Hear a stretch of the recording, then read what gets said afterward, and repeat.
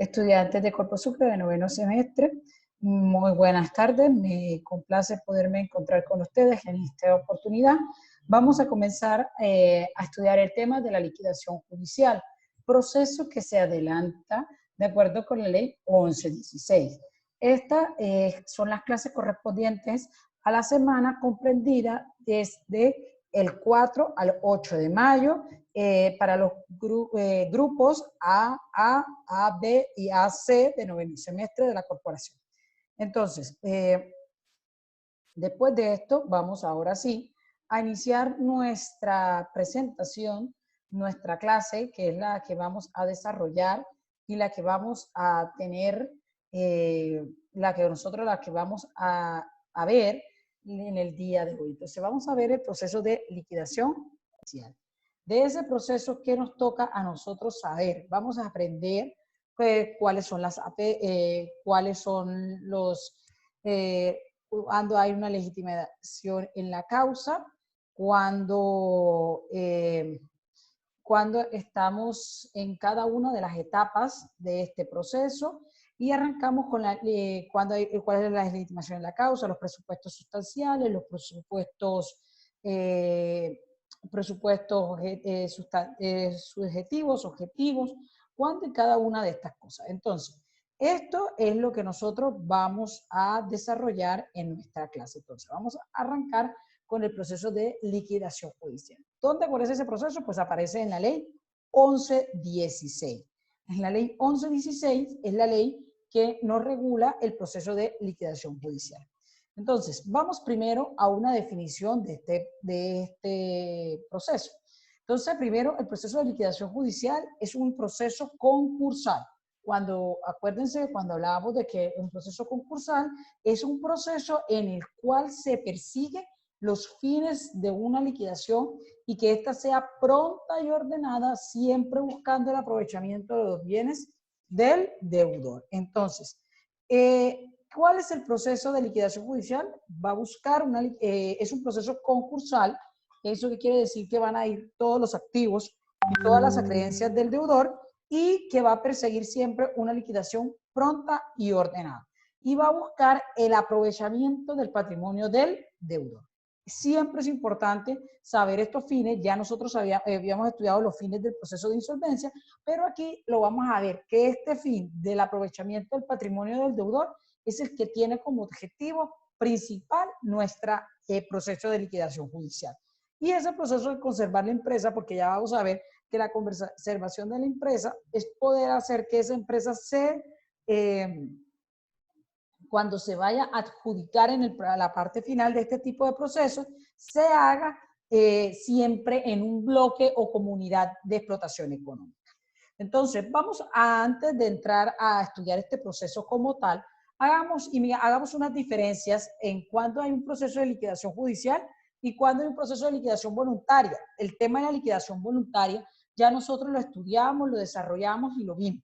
Y encontramos que la liquidación voluntaria, que es aquí, son los elementos que están en la columna de la izquierda, es una liquidación que se va a producir por las causales de disolución que están previstas en la ley.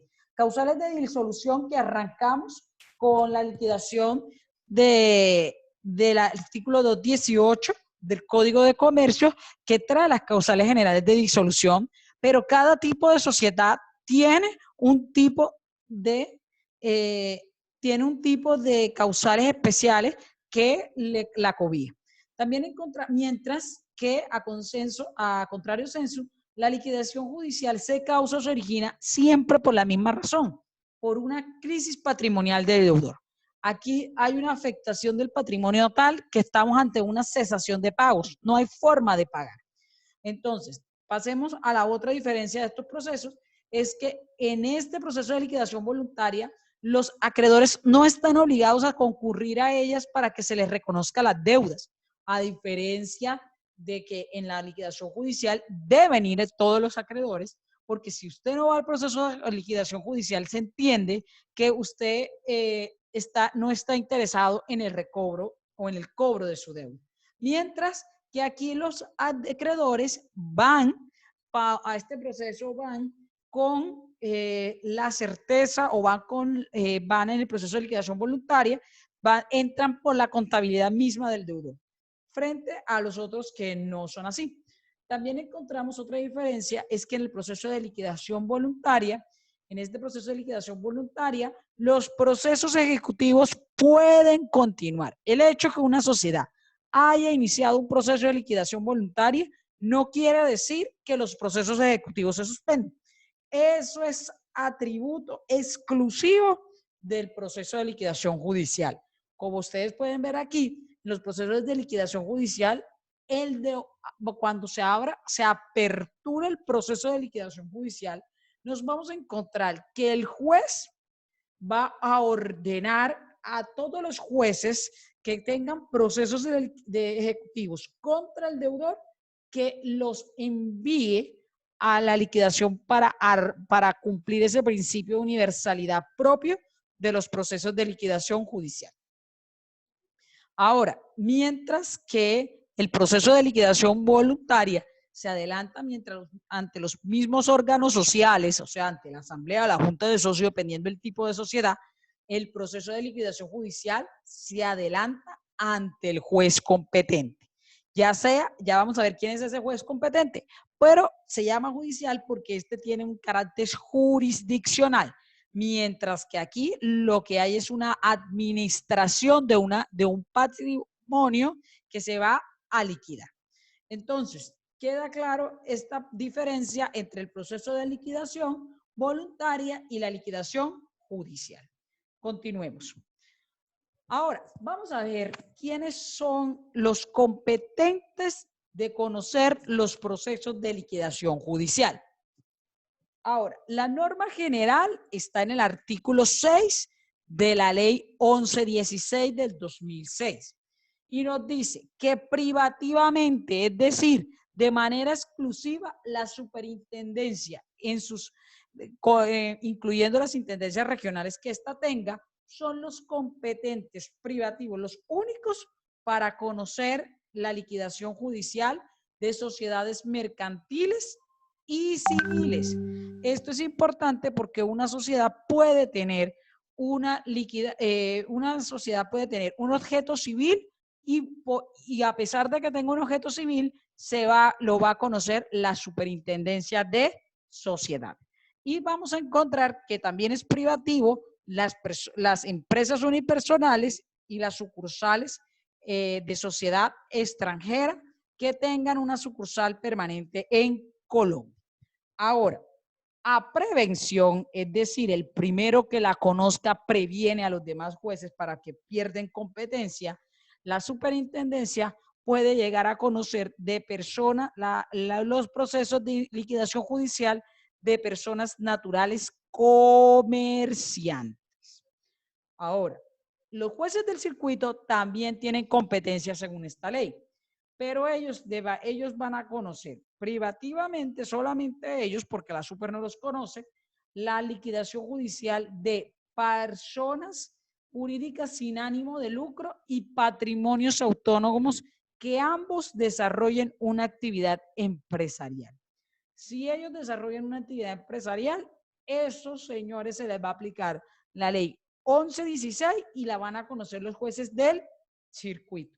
Y a prevención, al igual que la superintendencia, puedan a conocer la liquidación judicial de personas naturales comerciantes. ¿Qué ocurre en este caso?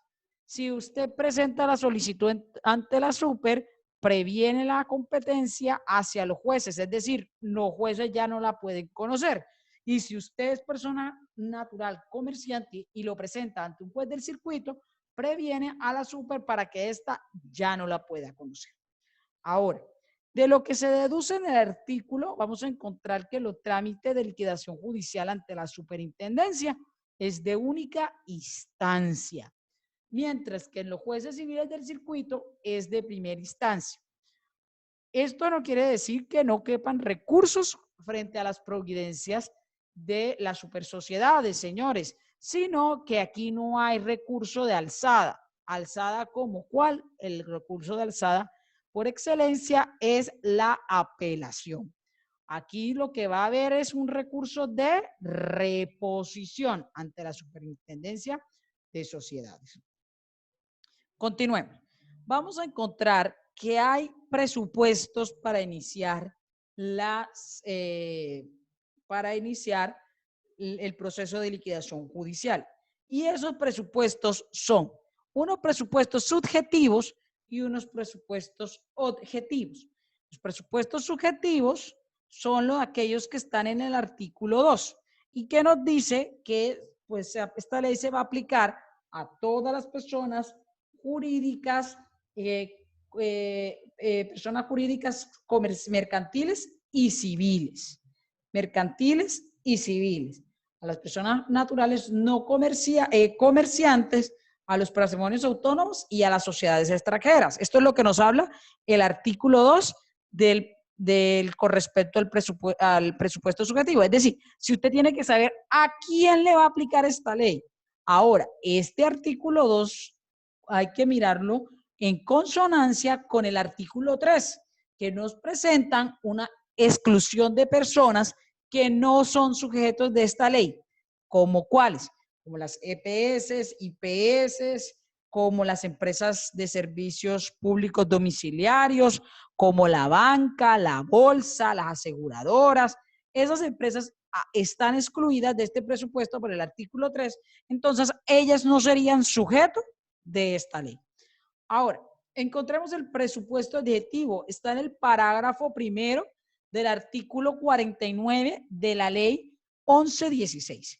Y este artículo nos señala de la siguiente manera: al inicio del proceso de liquidación judicial de un deudor, supone la existencia de una situación de cesación de pagos, conforme a lo dispuesto de esta ley para los efectos del proceso de reorganización.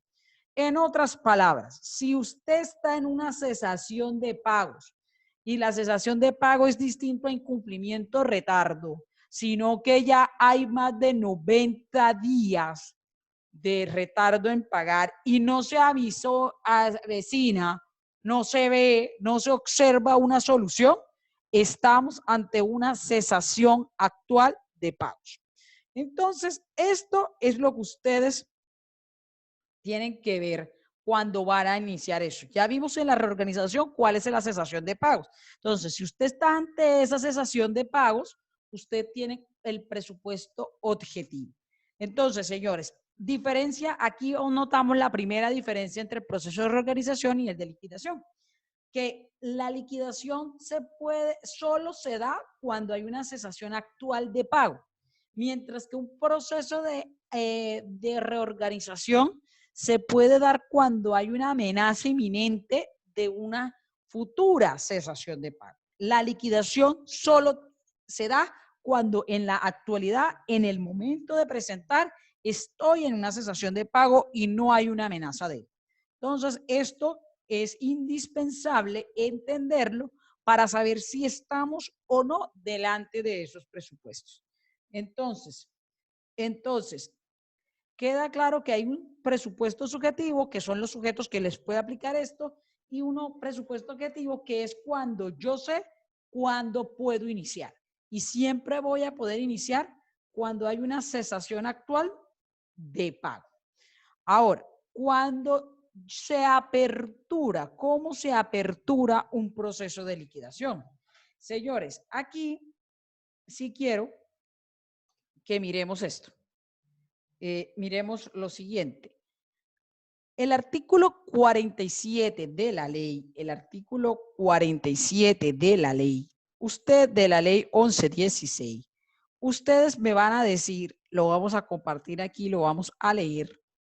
El artículo 47 nos dice: el proceso de liquidación judicial iniciará por incumplimiento de primero, aquí habla primero, y nos habla un numeral, que es este: el incumplimiento de la reorganización, fracaso o incumplimiento del concordato. Fíjense que aquí hay una coma. O de un acuerdo de reestructuración de los regulados en la ley 550 de 1999. Entonces, mis queridos señores, ante esa situación, mira lo que la norma nos está diciendo. La norma nos está diciendo, la apertura de la liquidación judicial, para yo aperturar, para abrir la liquidación judicial, se va a dar en dos casos. En el caso que la apertura de la liquidación, en casos de apertura de liquidación judicial sea por el incumplimiento de un acuerdo de recuperación, llámese concordato, reorganización o como usted quiera llamarlo. Si usted ha incumplido ese acuerdo, usted se va para liquidación judicial. Y la segunda, porque ahí nos decía, o el fracaso de un concordato o acuerdo de reestructuración previsto en la ley 550. Ahora, aquí nos está diciendo previsto en la ley 550. Esta ley sigue vigente, pero no es que ahora usted va a liquidar la S municipal, ahora, no. Si ese acuerdo se cae, hay unas sanciones, pero lo que aquí está diciendo son para las personas a que esta ley le cobija, usted debe de, si a esta ley le cobijaba antes a personas empresariales, a un empresario civil o comercial, y ahora ya no se le va a aplicar esa ley, pero se firmó un acuerdo de reorganización bajo esa dirección, ese acuerdo, si fracasa, abre proceso de liquidación judicial. Eso es lo que le está diciendo.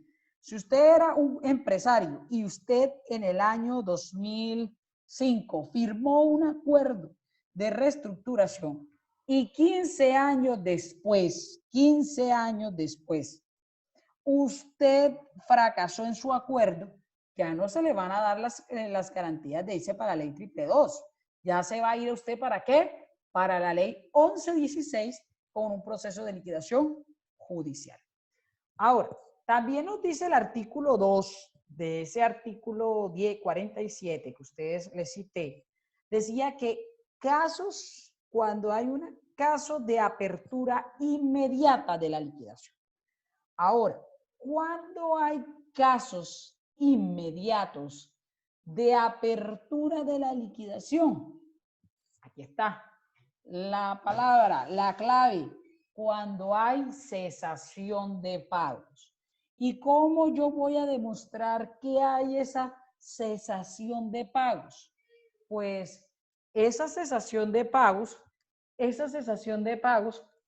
la va a demostrar usted con medio de unos hechos reveladores, que están expresados en unos numerales del artículo 49 del Código de la Ley 1116. Miremos qué nos dice eso. Vamos a mirar qué nos dice ese artículo. Señores, el artículo nos señala lo siguiente. Miremos aquí la norma. Ahí está. Ustedes pueden apreciar que aquí dice el artículo, procederá de manera inmediata en los siguientes casos. Nos lo señala. Claro, sin mayor el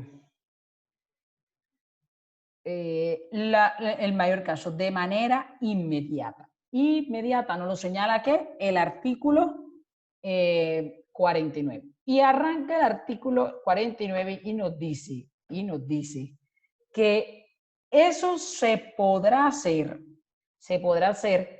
de manera inmediata con un hecho revelador como que el mismo deudor lo solicite. Si a un deudor le dice a usted, hey, mire, es que yo necesito irme por un proceso de liquidación, es porque el señor sabe que está mal. El señor sabe que no, que está en cesación y que no se va a poder recuperar. O que lo haga de manera expresa él junto con sus acreedores. Miren, aquí está esto de aquí. Él junto a sus acreedores. Entonces, cuando hablamos de los hechos reveladores que nos van a decir a nosotros cuáles son, el primero vamos a encontrar aquí una confesión expresa como la que indica el numeral 1 y 5 del artículo 49. Pero también nos lo va a decir el artículo, una confesión implícita. Es decir, no te lo estoy diciendo de frente, pero mis hechos te van a llegar a demostrar que sí estoy en una condición de cesación de pagos. Porque, como nos decía, hay un abandono, por ejemplo, de los negocios, o yo no comience a pagar, como nos plantea el artículo, o yo no comience a pagar que yo no comience a pagar las seguridades sociales, no actualizo mi proyecto de graduación y reorganización de créditos, o sea, yo no tengo intención de recuperarme, o cuando yo no entrego la información que yo requiero porque la estoy ocultando o por cualquier cosa, ya yo sé, tácitamente yo estoy confesando allí que yo estoy en un proceso de cesación de pagos. Y nos dice la norma que también se va a entrar a eso por medio de una prueba escrita. ¿Y cuál sería la prueba escrita? Pues una solicitud de la autoridad que lo vigile o lo controle por decisión motivada de la Superintendencia de Sociedades, porque ya sea de oficio o como consecuencia de la apertura de un proceso de reorganización donde el tipo no arregló nada, o una solicitud expresa de un proceso, de este proceso de liquidación judicial que venga de una autoridad extranjera. Entonces, ¿cuáles son los hechos reveladores? Pues una confesión expresa como las que están en el numeral 1 y 5 del artículo 49. Una confesión implícita como aquella que yo no actualizo, que yo no suministro información que se me está requiriendo, como yo no actualizo no trato de llegar a un acuerdo, como cuando yo abandono mis negocios. Y una prueba documental cuando la autoridad administrativa lo pida, o cuando la superintendencia de oficio lo abra, o la sexta, que es muy importante esta sexta, cuando lo hace, cuando la solicitud la presente una autoridad extranjera. Entonces, ya quedamos claros, pues, en qué caso estamos en presencia inminente de la apertura de un proceso de liquidación. Ahora, la solicitud, ¿quién está legitimado en la causa para aperturar un proceso? ¿Quién tiene la legitimación en la causa para aperturar un proceso de liquidación judicial? Vamos a encontrar que la primera persona que está legitimada es el mismo deudor. El mismo deudor, el artículo 1 del numeral 1 del artículo 49 lo señala, el deudor, el mismo deudor. Vamos a encontrar que también puede ser por una solicitud conjunta del deudor con un número plural de acreedores que representen el 50% pasivo del 50% del pasivo interno. O sea, puede ser una solicitud entre deudor y acreedores. Puede ser por una solicitud de la autoridad que controla o vigila a la respectiva empresa. Puede ser por una decisión motivada de la Superintendencia de Sociedades, por ejemplo, la Superintendencia al azar picó una sociedad y se dio cuenta que eso era un caos, ahí hay un fracaso, ahí no se cumple nada, puede obligarla y cerrar la liquidación judicial porque es un peligro para el crédito, para la misma explotación, para ella misma, entonces puede dar la orden de liquidarse judicialmente. O porque una solicitud de una persona, de una autoridad extranjera, así lo haya solicitado. Allí tendríamos que darle todo el tema del exequatur y todo lo demás. Entonces, quedó claro el asunto hasta ahí, quiénes son las personas que están legitimadas. Si ustedes no tienen claridad en esto, les agradezco que en el grupo del foro, en el foro que está colgado en la plataforma, ustedes hagan los comentarios o por medio del grupo del WhatsApp en caso de que ustedes puedan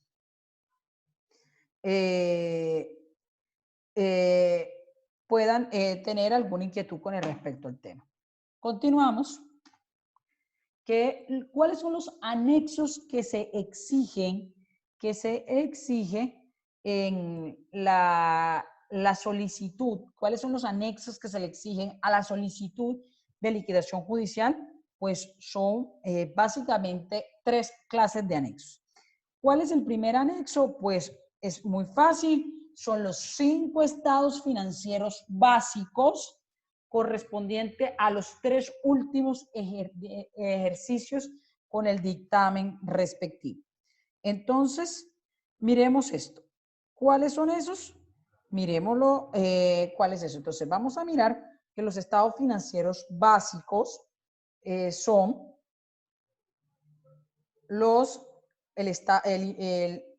el balance general. Los estados financieros encontramos balance general, el balance general que es el importante, un estado de resultado, encontramos el cambio de patrimonio, el cambio de la situación financiera y un estado de flujo de efectivo. Estos 5 son los 5 estados financieros básicos. Pero cuando usted va a presentar eso, supongamos que lo va a presentar a la fecha de hoy, 4 de mayo, usted debe presentar los últimos 3 ejercicios. Es decir, usted debe presentar 2019, 2018 y 2017. También tiene que presentar esos 5 estados básicos, que ya los vuelvo y los menciono, son el estado del balance general, el estado de resultado, el cambio del patrimonio, los cambios de la situación financiera y el flujo de efectivo. Esos 5 estados debe presentarlos al último día calendario del mes inmediatamente anterior.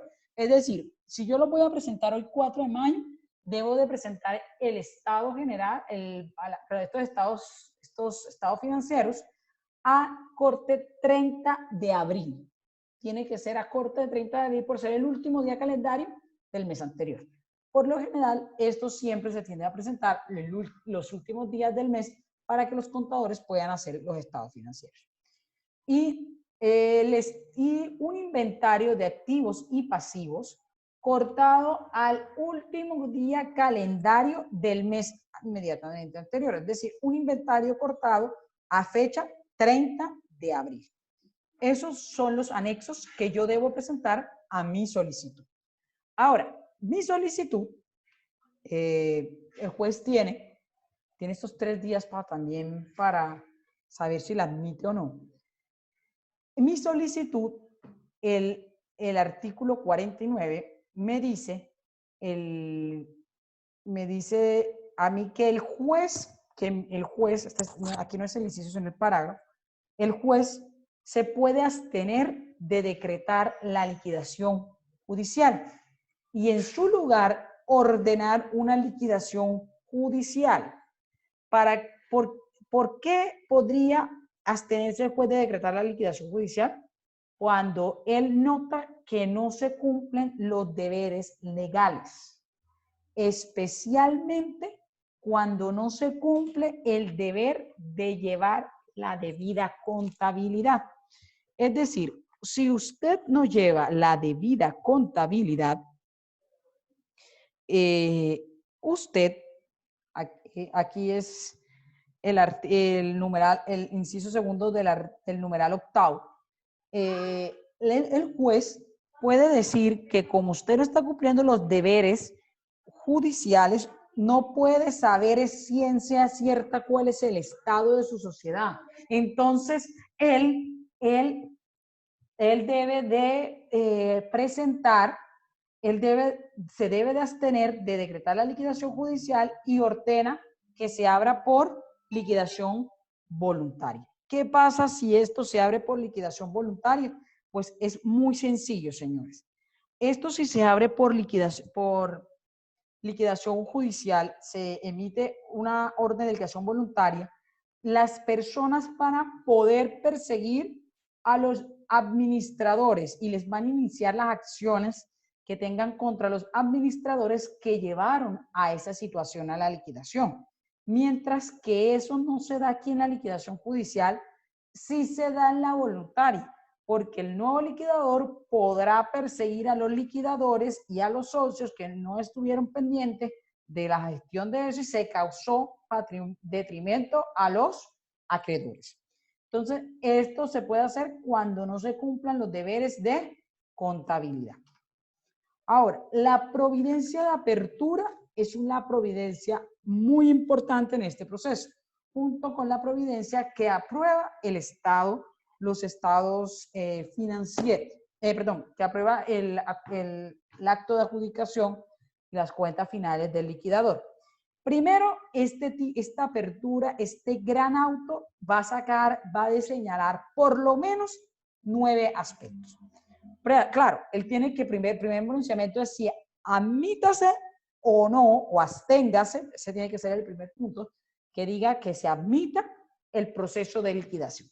Si en el primer ordinal dice que se admita, en el segundo numeral de su auto admisorio, debe de nombrar a un liquidador.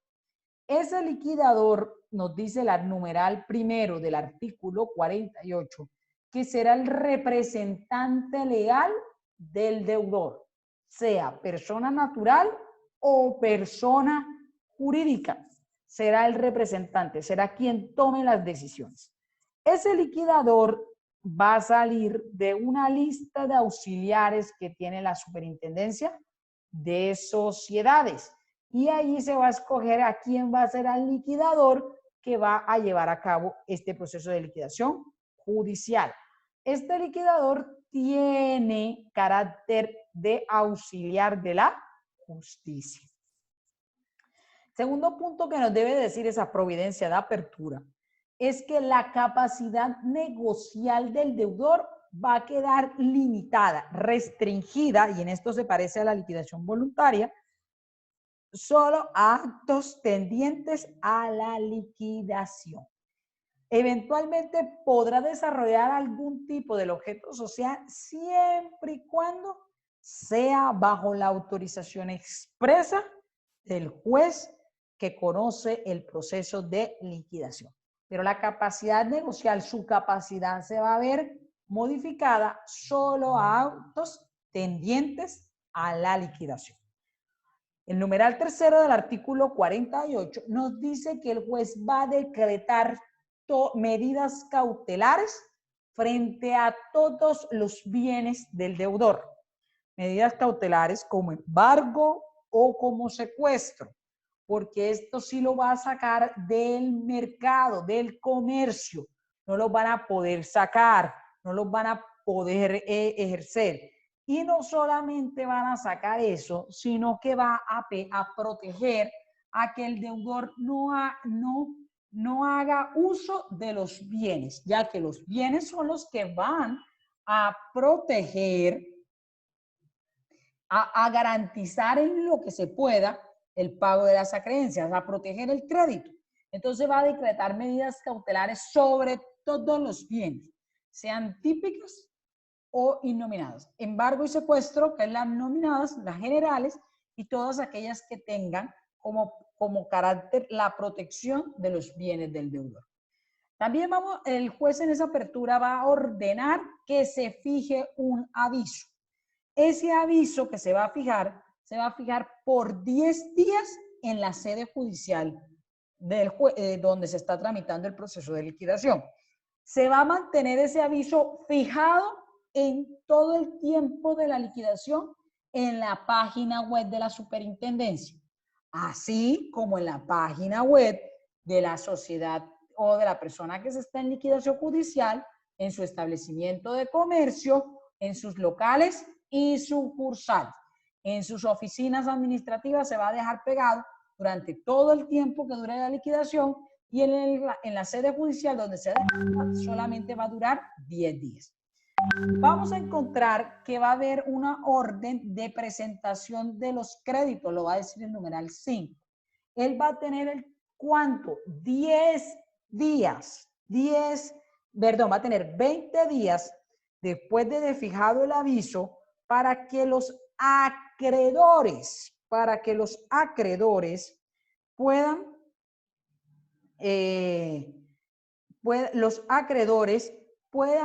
y vayan y concurran ante el liquidador, porque en ese aviso que va a pegar allí se va a decir quién es el liquidador, dónde está su dirección, dónde va a ocurrir, dónde se van a presentar los créditos y los demás. Ese señor le va a dar 20 días hábiles a los acreedores para que vayan donde está el deudor, donde está el liquidador, y hagan valer su crédito y diga, págueme, señor liquidador. Entonces, ¿cuánto tiene? 20 días después de fijado el aviso en la sede judicial. Ahora, esto que es importante porque mucha gente no va ante el liquidador y al no entrar esos créditos ya se van para el remanente, para lo que quede. Mientras que si usted va dentro de esos 20 días, su crédito va a quedar completamente protegido. Vamos a encontrar también una orden judicial de remisión de la providencia de apertura en la liquidación judicial al Ministerio de Protección Social, a la DIAN y a la super que la vigile en el caso que ésta tenga una que la vigile. Una super trabajo, super puerto, super transporte, cualquier superintendencia que vigile, a eso se le tiene que dar aviso. Entonces, también al Ministerio de la Protección Social, para el tema de garantizar garantizar el derecho a los trabajadores, y a la DIAN para que la DIAN sepa que hay un proceso de liquidación y a la DIAN se le pronuncie de manera directa, señora DIAN, me entrega un proceso de liquidación y venga a hacerse parte. Vamos a encontrar que aparte de esto, esto lo dice el numeral 6 del artículo 48, el numeral 7 nos dice que el juez en esta apertura ordena la inscripción en el registro mercantil, donde el comerciante está registrado. Allí o la persona o la sociedad civil está registrada. En esa cámara, en ese registro mercantil, se va a inscribir también el aviso de la apertura de la liquidación judicial. También vamos a encontrar que se va a oficiar, se va a dar la orden de que se oficie a todos los jueces que tienen conocimiento de procesos ejecutivos para que este juez de las partes así convenirlo envíen o remitan a la liquidación los procesos ejecutivos que se conocen. Si la parte dentro del proceso de ese juez allá dice no me lo mande, esa parte queda por fuera del proceso de liquidación. Por eso es que los jueces deben de remitir allá a ese juez de la liquidación para que ese juez sea quien conozca de eso, de ese proceso, porque por el principio de concurso, de universalidad que hay de acreedores. Y otra cosa es importante, al oficiar esto, todas las medidas cautelares que tenían a raíz de estos procesos ejecutivos van a quedar reemplazadas por las medidas cautelares que se dictan en razón a la liquidación. Es decir, si en estos procesos ejecutivos se dictaron medidas, estas se desplazan y entran estas del proceso de liquidación judicial. Y por último, la última orden que da este juez es que el liquidador deba elaborar un inventario de activos y y que esto debe de hacerlo a más tardar 30 días desde el momento en que este liquidador se posesione. Esto es todo lo que contiene nuestra providencia de apertura en la ley 1116 del proceso de liquidación judicial. Y por último, por la clase de hoy, vamos a encontrar cuáles son los recursos y que se pueden presentar contra las providencias de apertura. El artículo octavo, el numeral octavo del artículo 49 de la ley 1116 nos dice de manera general que no procede ningún recurso, ninguno. ¿Por qué? Porque estos recursos, esta providencia, lo que va a admitir o a modificar son unas situaciones del juez y va a proteger el crédito. Pero excepcionalmente se pueden presentar recursos de reposición, Esto es una excepción, se presenta recurso de reposición, no de apelación, de reposición, en el caso de que la causal que se haya promovido sea abandono de los negocios del deudor. De pronto sí apareció el deudor y ya, no, es que yo sí encargué a sutano, a merenguiano, o yo cambié de modelo de negocio y ya yo no lo hago presencial, sino virtual, etcétera. No, y él comienza a demostrar que no hay un abandono. O en el caso de la demora en la mesada pensional, que diga, mire señor, es que no me están pagando, entonces pues tenga que tomar algunas medidas más agresivas para proteger los derechos pensionales de los trabajadores. Esas son las excepciones a este artículo 8 que nos habla que no procede ningún recurso contra el auto que ordena la apertura de los procesos de liquidación. Señores, hasta aquí cualquier duda o inquietud, les agradezco que lo hagan al grupo o al comentario y lo trabajaremos en un encuentro en Zoom. Muchísimas gracias.